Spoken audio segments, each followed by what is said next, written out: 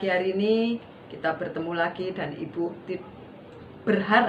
sangat berharap kalian tidak bosan karena berulang-ulang Ibu menyampaikan firman Tuhan. Amin. Kita berdoa. Terima kasih Tuhan buat kasih sayang-Mu yang selalu ada dan setiap saat kami merasakan dan mengatakan Tuhan itu baik. Terima kasih Bapa, dalam nama Yesus, haleluya. Amin. Puji nama Tuhan.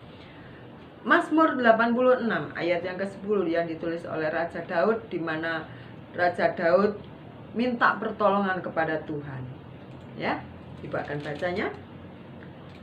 Sebab Engkau besar dan melakukan keajaiban-keajaiban.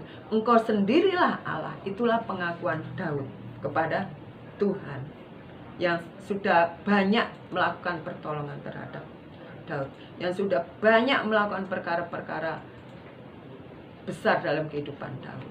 Dan saat ini pula kita akan mendengar suatu kesaksian dari seseorang yang bernama Cincin yang tinggal di Citra Majaraya, Banten, yang sudah merasakan dan membagikan bagaimana Tuhan yang ajaib, bagaimana Tuhan yang besar yang sudah menyelamatkan dia dari corona. Amin. Yang bagi manusia, orang lain mengatakan hal itu impossible, hal itu tidak mungkin. Hai, hari ini Ibu ada di rumah Miss Cincin, ya. Orang heboh kemarin tuh corona waktu Jakarta zona merah ya. Wah, bagaimana ini kalau saya kena corona? Apakah dengan berdoa saja itu bisa mengatasi? Oh, nggak mungkin, harus pakai obat ini, obat itu, ya. Kita mau dengar kesaksian dari Miss Cincin. Oke. Salam. Ini sekarang saya lagi kebetulan ada ngobrol-ngobrol mau menceritakan pengalaman apa yang baru saya lalui mengenai penyakit COVID ini. Jadi setelah saya ingat kembali 2 tahun yang lalu awal COVID datang, pas ingat saya bulan Maret. Nah, awal-awalnya saya mengalami gejala yang saya kira hanya biasa demam gitu, pilek, batuk.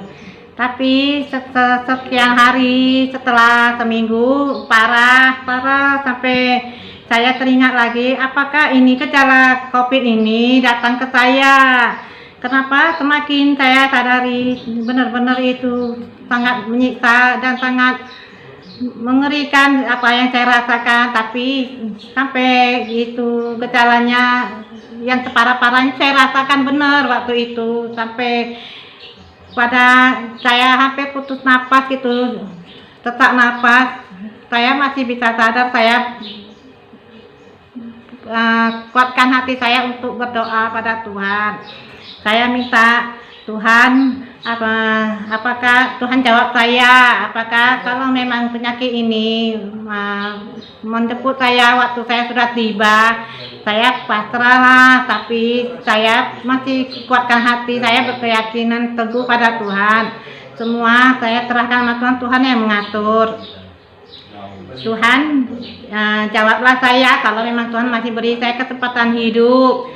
Saya mungkin memang sudah tidak merasa punya banyak beban pikiran. Mungkin anak saya selalu bersyukur, puji Tuhan, mereka semua sudah mandiri, sejahtera. Tapi saya masih ada merasa sangat mengasihi cucu saya.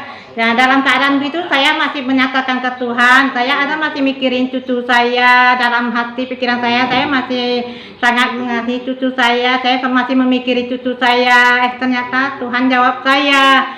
Tuhan setelah itu saya merasa kekuatan saya dapat dari Tuhan. Saya bertahan, terus saya dengan berdoa terus sampai tiba-tiba stabil. Ini keadaan saya, kekuatan saya pulih lagi. Saya merasa saya stabil lagi itu sekian kira-kira 10 hari itulah. 10 hari itu saya sampai merasa sadar, kaget juga.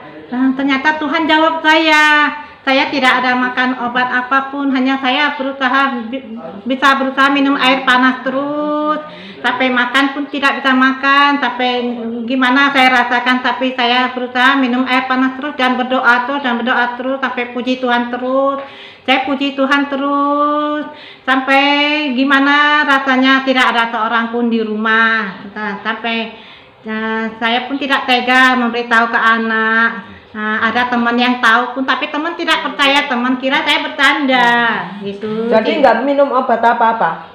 Nggak minum obat?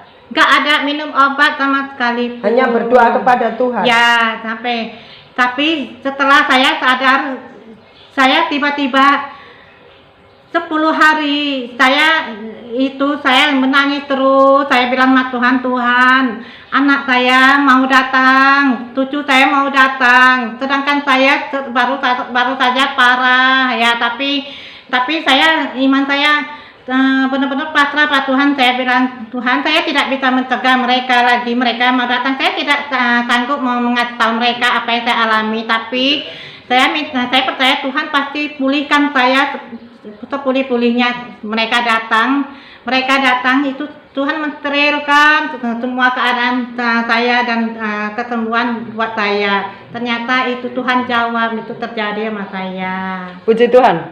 Nah, teman-teman, ya, ternyata Tuhan itu tidak sejauh seperti yang kita bayangkan. Ya, kesaksian Miss Cincin tadi dikatakan, dia hanya berdoa kepada Tuhan. Dan dia terus memuji Tuhan, dan dia berharap kepada Tuhan, berserah penuh kepada Tuhan. Oleh karena itu, setiap orang mempercayai Tuhan itu seutuhnya, 100% percaya kepada Tuhan, mempercayai dialah yang mempunyai kehidupan, dan dia bisa melakukan jauh di luar kemampuan kita. Selamat pagi, semoga pada pagi hari ini kita terberkati dengan kesetiaan Miss Cincin di dalam pengharapan kepada Tuhan, tidak pernah mengecewakan. Selamat pagi, Tuhan memberkati. Amin.